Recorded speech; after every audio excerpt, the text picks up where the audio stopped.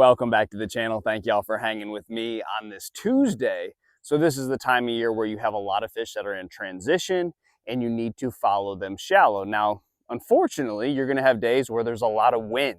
That's really gonna dictate where you fish. So as you're trying to find those stopping points where the bass are traveling from their deeper places to their shallow places, the wind may break up a lot of those. So I'm gonna give you my best advice on fishing wind. And the most basic rule I ever heard was either all the wind or no wind at all. So you either want to be out in it to where the wind is really going to benefit you, especially on those deeper, clearer highland reservoirs, and get completely out of the wind on lakes that typically have grass or some type of cover that is on a flat next to a bank, a hard line where it's going to completely be blocking the wind. So what I typically look for this time of year when I'm fishing deep, clear lakes are main lake points that are facing the wind, and then any type of big flat or hard line on a bank where they're completely out of the wind.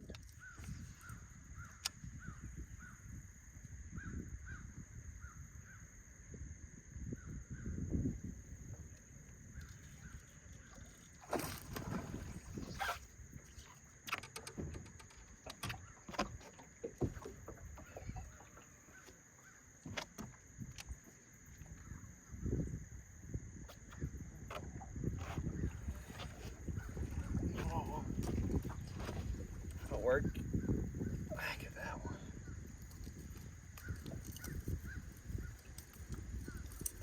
one.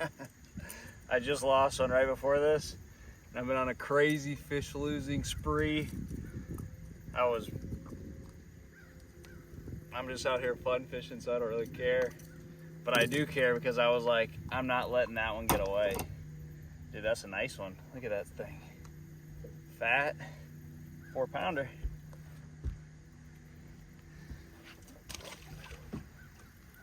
So on this place, I'm getting away from the wind. Now, this is a flatter lake that has grass.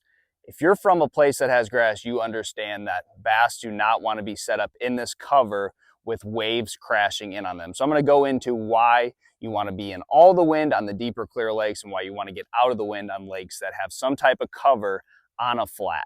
So the lakes that have cover on a flat, the days where those banks are protected, and these are days where you have a really strong wind, you're still going to get a little bit of a ripple. So when you have wind from the other directions and it's strong, that's going to make that area unfishable.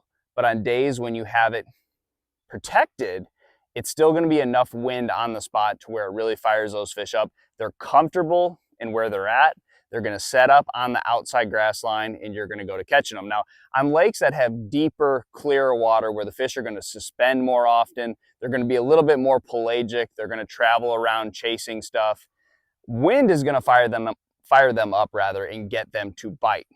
On those little more stained lakes, lakes where the fish don't move around as much, typically fish are going to set up a little shallower on these places. They're going to relate to the structure, but they're going to still be up on the flat. They don't want wind crashing in on them.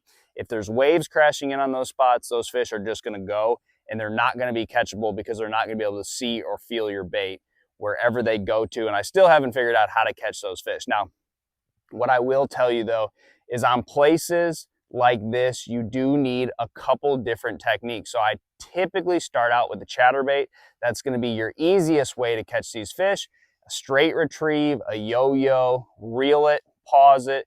But for the most part, it's a lot easier to fish than a crankbait of some sort. Now, what you will find on these windy, cloudy days, and especially on lakes that have a lot of fishing pressure, a lot of times the bass are just going to slap at your bait. In a single hook bait like a chatterbait, you're going to lose a lot of fish or just not hook a lot of fish at all. So what I will typically do is I will switch to a crankbait. Any type of rounded bill crankbait is going to help that bait come through the grass a little bit better. And you're going to be able to not be hung up and keep that bait in the strike zone. So when I think of a chatterbait, I think of a strike zone this big. And when I think of a crankbait, I think of a strike zone this big. But unfortunately, on days where you have a strike zone this big, fish are coming for a long ways to eat your bait. And a lot of times they don't get it. They're running into it. they're moving on to their next meal. They're not coming back to bite your lure. With a crankbait, they run into it a lot of times, they're gonna get the hook. So what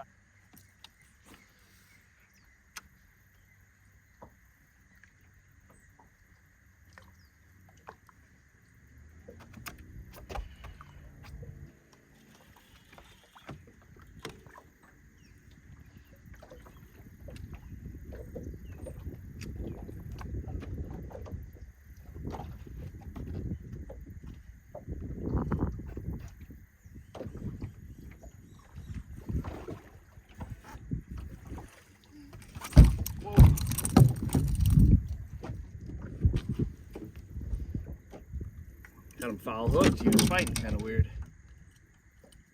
Another nice one.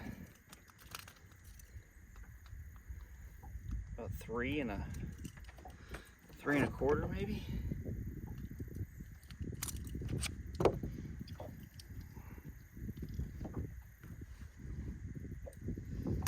Hooked right in the bottom of the jaw, so he was.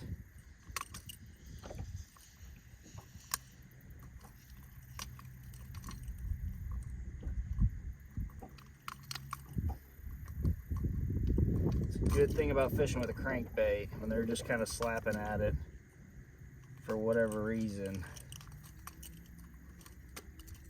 it's nowhere near their mouth.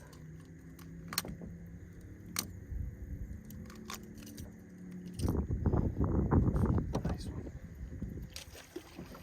So what I typically do with my square bill crankbaits, anytime I'm fishing around grass being very important in this situation, is I will take a file and I will round down the sides of my square bill to make it more of a rounded bill. Now, most companies make a $8 crankbait, so you don't have to go and ruin a $15 crankbait, but file down the sides. This bait will still run true. It will run straight back to the boat. It's just gonna come through that grass a little bit better. Now, I will tell you this, if you do fish a lot of wood, this is not going to be the better option. This is strictly grass, round the bill by shaving off the corners of that square bill. That's going to allow this bait to come through coontail, hydrilla, milfoil, eelgrass. If you have a lot of wood like bushes or buckbrush in your lake or some type of sunken wood on the bottom of your lake, keep it a square bill. That's going to help that bait deflect off that cover. Try this, guys, when you're fishing the wind, especially this time of year. Good luck to you, and I'll see you on the water.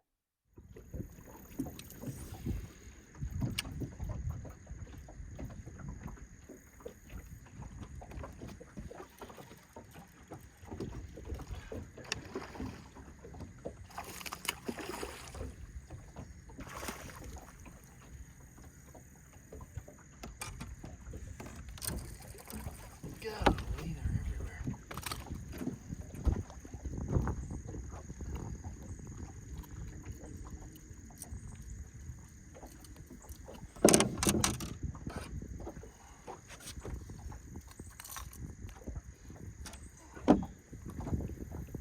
They're 3+.